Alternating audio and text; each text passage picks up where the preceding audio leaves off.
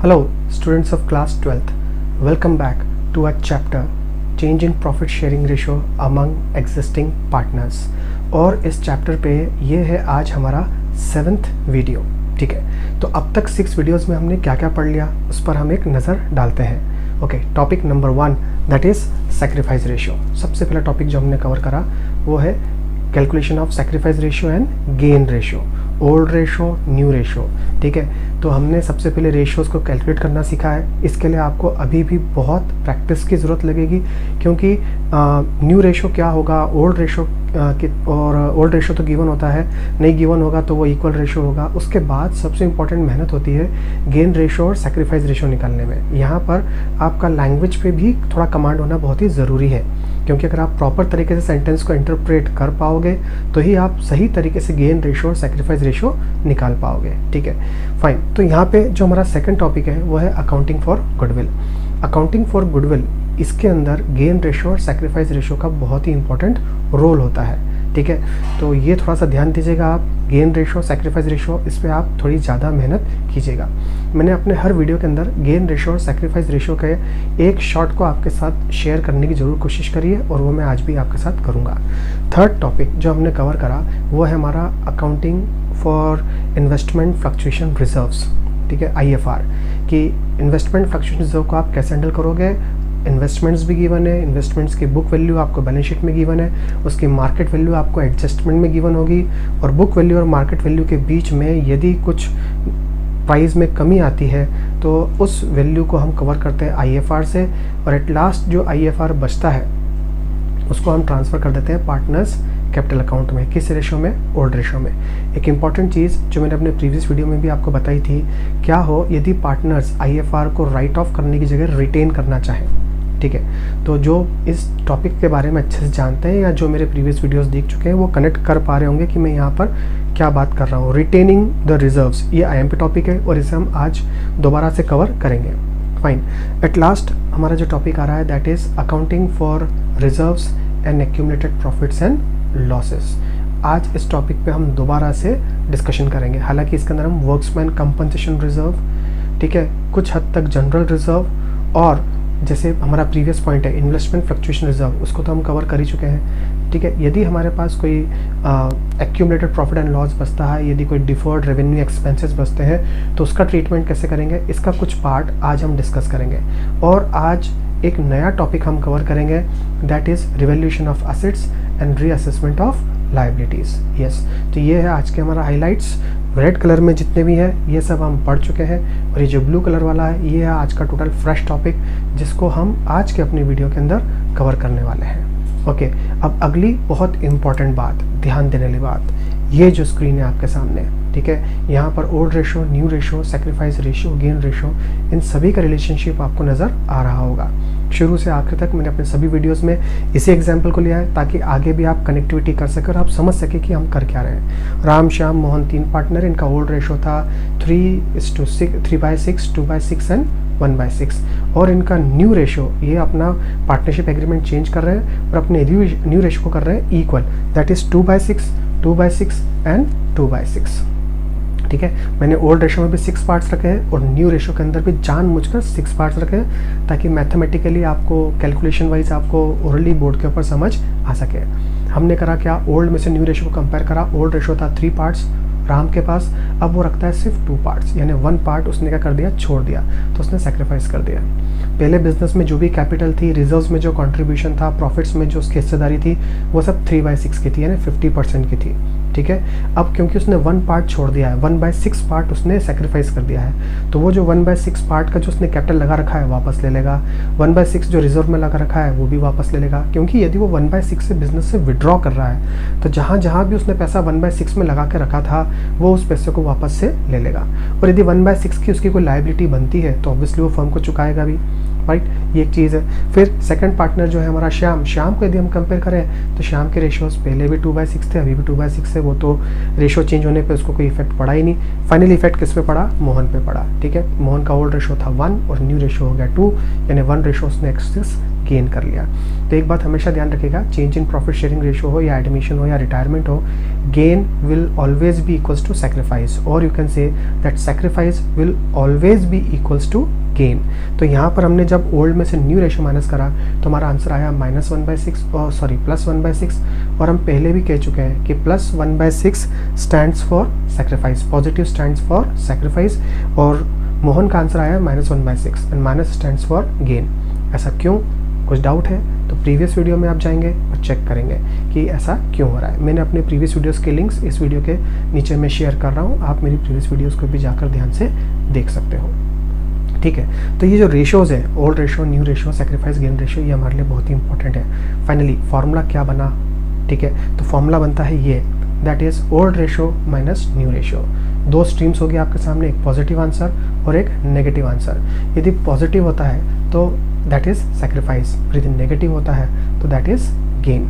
ठीक है, और ये सेक्रीफाइस रेशियो, गेन रेशियो हम क्यों कैलकुलेट करते हैं? जब बिजनेस में हमें किसी चीज़ को राइट ऑफ नहीं करना है, उसे हम बिजनेस में ही रिटेन करना है, तो हम उसकी एडजस्टमेंट करते हैं, that is in sacrifice ratio and gain ratio. पहले भी समझ चुके हैं, आज दोबारा हम उन टॉपिक्स को कवर करेंगे। ध्यान रखिएगा, सेक्रीफाइस रेशियो, गेन रेशियो कहाँ यूज़ होगा? When you don't want to write off an item, you want to retain it in the business. ठीक है, जो 1/6 से पीछे हट रहा है वो अपना पैसा ले ले, जो 1/6 से गेन कर रहा है, आगे आ रहा है बिजनेस में, वो उतना पैसा लाकर लगा दे। तो जितना पैसा फॉर्म से जाएगा उतना ही पैसा दूसरा पार्टनर लेकर आ जाएगा। तो पैसा पहले जितना था वो आज भी उतना ही रहेगा। ठीक है, तो ये है भाई हमारा मेन टॉपिक। जो मैंने बोला, आने वाले डिस्कशंस में आप उसको कनेक्ट करने की कोशिश करना। Okay, so let us move ahead. Fine, अब यहाँ स्क्रीन पे आप देख सकते हैं, यहाँ मैंने लिखा है डिफर्ड रेवेन्यू एक्सपेंडिचर्स और फिक्टिशियस असेट्स। ठीक है, अभी एक नया वर्ड हो गया डिफर्ड। ठीक है, अब डिफर्ड का मीनिंग क्या होता है? जैसे यहाँ पे लिखा है, it is a revenue expenditure, its benefit is expected to last in more than one accounting year. ठीक है, तो it is a revenue expenditure और उसके बेनिफिट्स हमको मोर देन 1 अकाउंटिंग ईयर के अंदर हमें प्राप्त होंगे।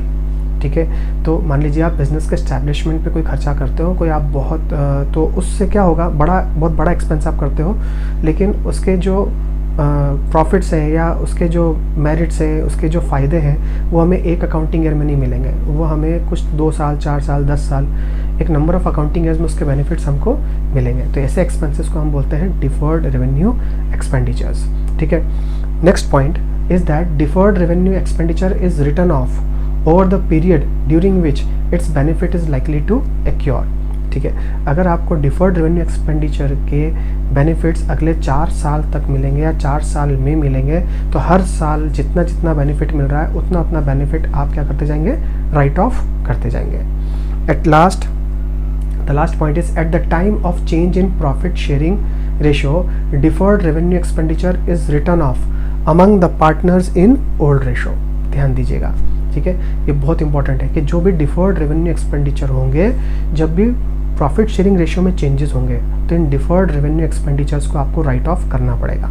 ठीक है, अब एक बार फिर हम छोटी सी बात समझ लेते हैं। डिफर्ड रेवेन्यू एक्सपेंडिचर्स ये कुछ ऐसे बड़े एक्सपेंसेस हैं जिनका बेनिफिट हमको आने वाले सालों में मिलेगा। जिस साल में जितना बेनिफिट हमको मिल रहा है, जो हमारा कैलकुलेशन कह रहा है, उतना तो हम क्या करेंगे, राइट ऑफ करेंगे। लेकिन यदि पार्टनर्स के बीच में रेशियोज़ में किसी भी तरह से चेंजेस आते हैं, तो आप क्या करेंगे, तो आप डिफर्ड रेवेन्यू एक्सपेंडिचर्स को राइट ऑफ कर देंगे। डिफर्ड रेवेन्यू एक्सपेंडिचर्स को हम फिक्टिशियस असेट्स के नाम से भी जानते हैं। ठीक है, अब बोले सर एग्जाम्पल दीजिए कि कौन कौन से खर्चे डिफर्ड रेवेन्यू एक्सपेंडिचर्स होते हैं। तो ये रही आपके सामने बैलेंस शीट। ठीक है, जब आप क्वेश्चंस को सॉल्व करेंगे तो इस तरह से आपको एक बैलेंस शीट नजर आएगी, और इस पूरी बैलेंस शीट में आप देख सकते हैं कि एसेट साइड में मैंने इस टर्म को हाईलाइट करके रखा है। And what is this? This is advertisement suspense. ठीक है। तो हमने एडवर्टीजमेंट करा, हमने किसी को ब्रांड एम्बेसडर चूज़ करा, उसके ऊपर हमने लार्ज अमाउंट स्पेंड करा और हमको लगता है कि अगले 3 साल तक हम इस एडवर्टीजमेंट की मदद से हम पैसा कमाएंगे, तो वो हमारा हो गया डिफर्ड रेवेन्यू एक्सपेंडिचर और यू कैन से फिक्टिशियस एसेट्स कि हमने जहाँ पैसा लगाया है वो हमको गुडविल अर्न करके देगा या हमको सेल्स को प्रमोट करने में हमारी हेल्प करेगा और वहाँ से हम बेनिफिट्स कमाएंगे अगले 3 साल तक, ठीक है। अब हमारे चैप्टर का नाम क्या है? Change in profit sharing ratio. तो हमारे चैप्टर में तो रेशो चेंजेस हो रहे हैं। अब जैसे ही रेशो चेंज होंगे तो आपसे क्या कहा गया है, अगर रेशो चेंज हो रहे हैं तो आप सारी बातों को भूल जाइए और आपका जो डिफर्ड रेवेन्यू एक्सपेंडिचर पड़ा हुआ है, दैट इज एडवर्टीजमेंट सस्पेंस, उसको क्या कर दीजिए आप, राइट ऑफ कर दीजिए। तो ये एक पुरानी चीज़ है जो कि पहले से बैलेंस शीट में पड़ी हुई है और पुरानी चीज़ को हमें क्या करना है, राइट ऑफ करना है, ठीक है। अब राइट ऑफ करने के लिए हमारे पास कैसे राइट ऑफ करेंगे? रेशोज में करेंगे।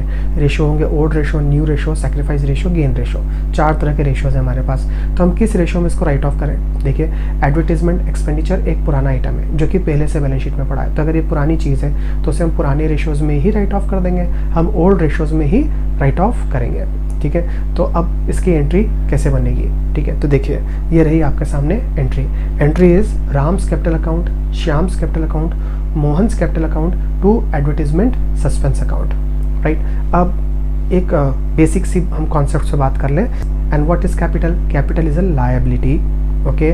और लायबिलिटी का एग्जाम्पल, लायबिलिटी का रूल ऑफ जनरलाइजिंग क्या है? Debit when it decrease and credit when it increase. तो आप देख सकते हो कि जो कैपिटल है वो लायबिलिटी है, रूल है debit decrease and credit increase. तो हमने पार्टनर्स कैपिटल को कहाँ लिख दिया? डेबिट में, कि हमारी कैपिटल क्या हो रही है? डिक्रीज हो रही है, क्योंकि हमारी असेट्स राइट ऑफ हो रही है। और असेट्स का रूल क्या था? असेट्स का रूल था debit increase credit decrease. Liability assets एक दूसरे के उल्टे हैं, ठीक है। अभी मैंने आपको बताया लायबिलिटी क्या बोलती है? Debit decrease. तो असेट्स का क्या होगा? डेबिट इंक्रीज, है ना। लायबिलिटी का रूल, सेकंड रूल क्या है? Credit increase. तो असेट्स का क्या होगा? Just opposite, credit decrease. तो एक तरफ हमारी एक असेट्स रिड्यूस हो रही है और वहीं पर हमारी कुछ लायबिलिटीज भी क्या हो रही है? कम हो रही है। तो लायबिलिटीज कम होगी तो डेबिट, और ऑब्वियसली असेट्स कम होगी तो वो क्रेडिट। तो हमारी एंट्री बनी Ram's, Shyam's and Mohan's capital account debit to advertisement suspense. तो यहाँ पर हमने एडवर्टीजमेंट सस्पेंस को रिटेन नहीं करा, हम उसे क्या कर रहे हैं? राइट ऑफ कर रहे हैं। और जब भी आप किसी चीज़ को राइट ऑफ करोगे, ऑलवेज रिमेंबर, अगर आपको राइट ऑफ करना है तो वो आप हमेशा करोगे ओल्ड रेशो में। फाइन, तो ये हमारा पहला टॉपिक तो सॉल्व हो गया, that is deferred revenue expenditures, example is advertisement suspense. अब जो एक टॉपिक हमारा छूट रहा था वो छूट रहा था एक्यूमुलेटेड प्रॉफिट एंड लॉस, ठीक है। क्या होता है accumulated profit and loss? Undivided profit and loss, इसे हम अनडिवाइडेड प्रॉफिट एंड लॉस भी कह सकते हैं। जो पार्टनर के नाम पे कुछ प्रॉफिट एंड लॉस फर्म में पड़ा हुआ है जो अभी तक पार्टनर्स को नहीं दिया गया है, तो अब क्योंकि change in profit sharing ratio हो रहा है तो या तो प्रॉफिट हो या तो लॉस हो। अब हमें वक्त आ गया है जब फर्म का रिकॉन्स्टिट्यूशन हो रहा है और ये पैसा पार्टनर को दिया जाना चाहिए। Okay, have a look at this balance sheet. In this balance sheet you can have a look at the liability side. यहाँ पर लिखा हुआ है accumulated profit and loss. Okay, यहाँ पे सिर्फ एक्यूमुलेटेड प्रॉफिट एंड लॉस दोनों लिखे हुए हैं, तो ये प्रॉफिट है या लॉस है ये हमें सोचना पड़ेगा। See, we have to think from the business point of view, and business point of view says that कि यदि हमने किसी का पैसा अपने पास रख रखा है, किसी और का पैसा हमारे पास रख रखा है, तो उस पैसे को संभाल कर रखना हमारी लायबिलिटी बन जाती है, जिम्मेदारी बन जाती है। ओके, सो अगर प्रॉफिट एंड लॉस वर्ड लिखा है लायबिलिटीज़ में तो ये तो किसी और का पैसा हमारे पास है, राइट। तो इस केस में ये क्या है? प्रॉफिट है।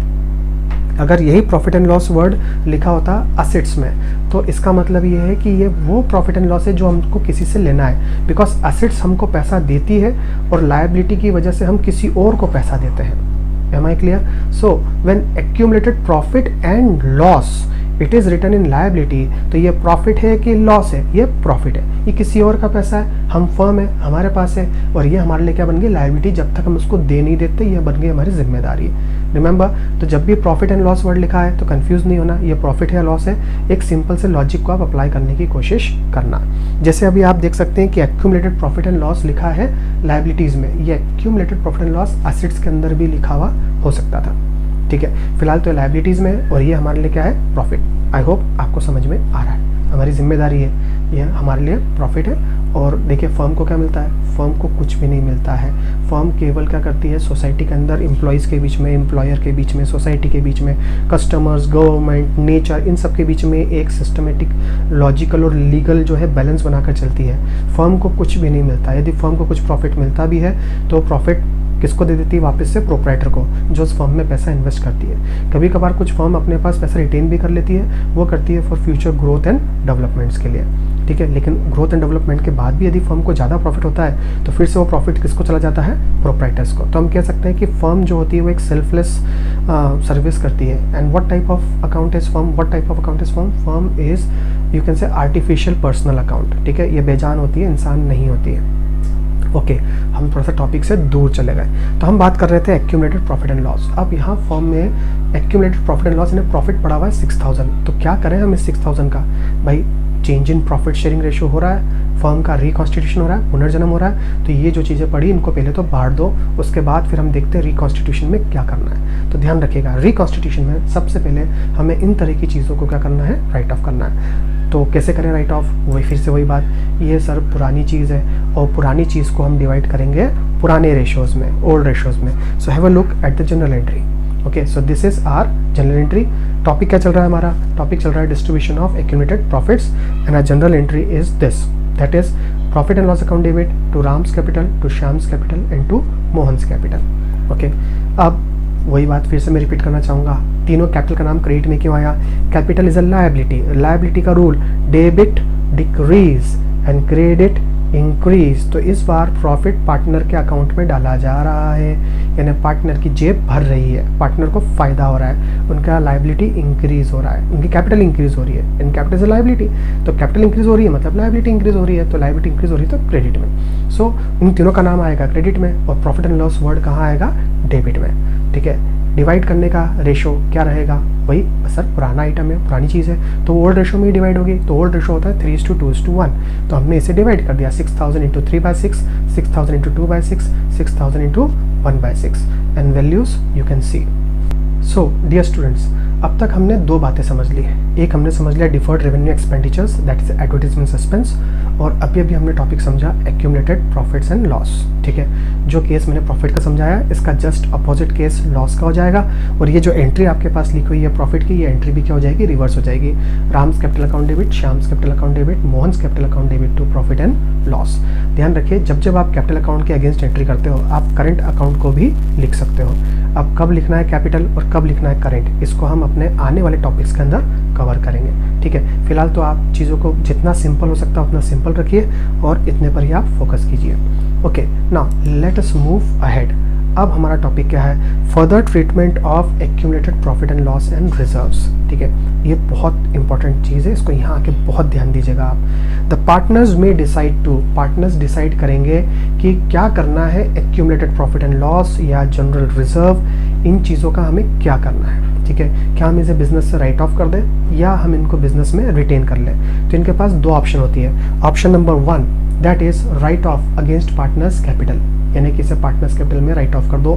या तो अगेंस्ट वर्ड बोलना ठीक नहीं, या तो ऐड कर दो या तो लेस कर दो, वो डिपेंड करता है हम किस आइटम की बात कर रहे हैं। हम एडवर्टीजमेंट सस्पेंस की बात कर रहे हैं, या हम प्रॉफिट की बात कर रहे हैं, या हम लॉस की बात कर रहे हैं, ठीक है। तो जो लॉसेज हैं और जो रेवेन्यू एक्सपेंडिचर्स हैं उनकी वजह से तो अगेंस्ट ही वर्ड ही आएगा, और यदि प्रॉफिट्स है, एक्यूमुलेटेड प्रॉफिट्स हैं, जनरल रिजर्व्स हैं, तो वहाँ तो अगेंस्ट नहीं बोल सकते, वो तो कैपिटल में क्या होता है, ऐड होता है। तो एनीवेज हमारे पास अभी ऑप्शंस हैं कि हम एक्यूमुलेटेड प्रॉफिट्स एंड रिजर्व्स, इन तरह के आइटम्स को हम राइट ऑफ कर दें क्या। अगर राइट ऑफ करेंगे तो कैसे करेंगे, ओल्ड रेशो में, या फिर नहीं सर एक काम करते हैं, इन्हें फर्म में रहने दीजिए, ठीक है। यदि कोई व्यक्ति सेक्रीफाइस कर रहा है, विड्रॉ कर रहा है, तो उतना पैसा उसको लौटा दो, और जो गेन कर रहा है, तो जो पैसे की कमी हो गई है वही पैसे गेन वाले पार्टनर से मंगा लो, क्योंकि सेक्रीफाइस रेशो और गेन रेशो हमेशा क्या होते हैं, इक्वल होते हैं। तो अभी भी मैंने जो बात कही ये ज़्यादा लॉजिकल नज़र आती है। फर्म में रिजर्व्स का होना चाहिए, चाहे फर्म का रिकॉन्स्टिट्यूशन हो रहा हो, ठीक है। So it should be there. तो बेटर, सबसे अच्छी ऑप्शन ये है कि इसको क्या किया जाए, रिटेन किया जाए। लेकिन अगर न्यूमेरिकल्स सॉल्व करने की बारी हो तो राइट ऑफ करना बड़ा आसान होता है, ठीक है, क्योंकि ओल्ड रेशो में हम फटाफट उसे राइट ऑफ कर देते हैं। अब क्या करना है, एक टॉपिक और है आपके पास, that is retaining reserves and profit and loss, यानी प्रॉफिट एंड लॉस और रिजर्व्स को क्या करना है, आपको रिटेन करना है। तो रिटेन करना है तो आपको एडजस्टमेंट्स करना है, और जब भी एडजस्टमेंट करने की बारी आएगी तो आप काय में करोगे, sacrifice ratio and gain ratio. तो बस काम की बात यहाँ पे आप याद रख लीजिए, यदि किसी भी चीज़ को राइट ऑफ नहीं करना है, उसे रिटेन करना है, तो आप उसकी एडजस्टमेंट्स करोगे। और एडजस्टमेंट्स कैसे करोगे, सेक्रीफाइस रेशियो और गेन रेशियो। एक बार फिर रिपीट कर दूँ, क्या करेंगे आप, यदि accumulated profits and loss and reserves reconstitution में पर इनको गायब या हटाना नहीं है, इन पहले भी बैलेंस शीट में थी और आज भी बैलेंस शीट में दिखाना है, रिटेन करना है। तो यदि आपको रिटेन करना है तो आपको क्या करना पड़ेगा, उसे एडजस्ट करना होगा। कैसे, सेक्रीफाइस रेशियो और गेन रेशियो, राइट। तो हम डिस्कस करते हैं हमारा टॉपिक दैट इज रिटेनिंग, ठीक है। क्योंकि राइट ऑफ करने के लिए तो मैंने अभी आपको जो एक्यूमुलेटेड प्रॉफिट एंड लॉस की एंट्री बताई, जो डिफर्ड रेवेन्यू एक्सपेंडिचर की एंट्री बताई, वो राइट ऑफ करने की एंट्री हो गई थी, सेट ऑफ करने की एंट्री हो गई थी, ठीक है। सेट ऑफ करना ज़्यादा, बोलना ज़्यादा बेटर रहेगा, लेकिन रिटेनिंग पे हमारी प्रैक्टिस नहीं। तो हम देखते हैं हमारा अगला एग्जांपल रिटेनिंग के ऊपर, ठीक है। सबसे पहले हम नज़र मारते हैं बैलेंस शीट पे, और यहाँ पर मैंने अपना टॉपिक ले लिया है जनरल रिजर्व। मैं अपने प्रीवियस वीडियो के अंदर भी मैंने जनरल रिजर्व को डिस्कस किया था, लेकिन वहाँ पर जनरल रिजर्व को हमने सिंपली सेट ऑफ करना सिखाया था, ठीक है। अब यहाँ पर हम जनरल रिजर्व का एग्जाम्पल ले रहे हैं एज अ रिटेनिंग, कि अगर रिटेन करेंगे तो हम उसकी क्या एंट्री करेंगे। बहुत आसान है, आपको निकालना है सेक्रीफाइस एंड गेन रेशियो, ठीक है। और जनरल रिजर्व का मल्टीप्लाई करना है आपको एक के सेक्रीफाइस में और एक के गेन में, और उससे आपको बनानी है जनरल एंट्रीज। सेक्रीफाइस और गेन की जनरल एंट्रीज मैं आपको एक बार फिर याद दिला दूं, इसकी एंट्री कैसे बनती है। इसकी एंट्री बनती है gaining partners capital account debit to sacrificing partners capital account. एक बार हम और समझ लेंगे, मैं आपको सिर्फ याद दिला रहा हूँ, जो बच्चा ये टॉपिक जानता है वो समझ रहा है मैं क्या कह रहा हूँ। Okay, so I am talking about general reserve. तो बैलेंस शीट में जनरल रिजर्व अभी भी है, और जब नई बैलेंस शीट बनेगी तब भी जनरल रिजर्व इतना ही 24,000 तब भी हमको नज़र आएगा। अब इसके एडजस्टमेंट हम कैसे करें। Okay, so have a look at this ratios. इससे पहले कि हम आगे बढ़ें, सबसे पहले रेशियोज की बात करो आप। Old ratio, new ratio 3:1, new ratio 2:2। Minus करा तो राम का सेक्रीफाइस 1/6 एंड मोहन का गेन 1/6, यानी मोहन ज़्यादा शेयर गेन कर रहा है, तो अगली बार से रिजर्व में उसकी हिस्सेदारी ज़्यादा होगी, और राम सेक्रीफाइस कर रहा है, वो पीछे हट रहा है, तो राम 1/6 का रिजर्व लेकर घर चला जाएगा, और मोहन कितना पैसा लाएगा रिजर्व में, उसका गेनिंग भी 1/6 है, तो वो 1/6 जो होगा फर्म के अंदर लेकर आएगा। ओके, समझ में आ रहा है। चलिए आगे देखें, न्यूमेरिकल में हम क्या करेंगे। अब बात करते हैं हम जनरल एंट्रीज की। तो जनरल एंट्रीज में हमारा टॉपिक तो पूरा वही है ना। अब it is to be adjusted through sacrifice and gain ratio because we are talking about retaining। तो जब रिटेनिंग की बात होगी तो it will be adjusted through sacrifice and gain ratio, right. अब यहाँ पर एंट्री क्या बनेगी, मोहन गेन कर रहा था और राम क्या कर रहा था, सेक्रीफाइस। तो एंट्री बनेगी Mohan's capital account debit to Ram's capital account, ये हमारी एंट्री है। अमाउंट कितना होगा, दोनों का सेक्रीफाइस और गेन 1/6 था, तो 24,000 का मल्टीप्लाई यदि आप 1/6 में करते हो तो दैट इज 6 4 24, 4,000 ईच। तो इस तरह से दोनों पार्टनर्स के अकाउंट में 4,000 रुपीज़ जो हो जाएंगे वो आ जाएंगे। मोहन के अकाउंट में 4,000 रुपीज़ माइनस होंगे, और राम के कैपिटल अकाउंट में 4,000 क्या होंगे, प्लस होंगे।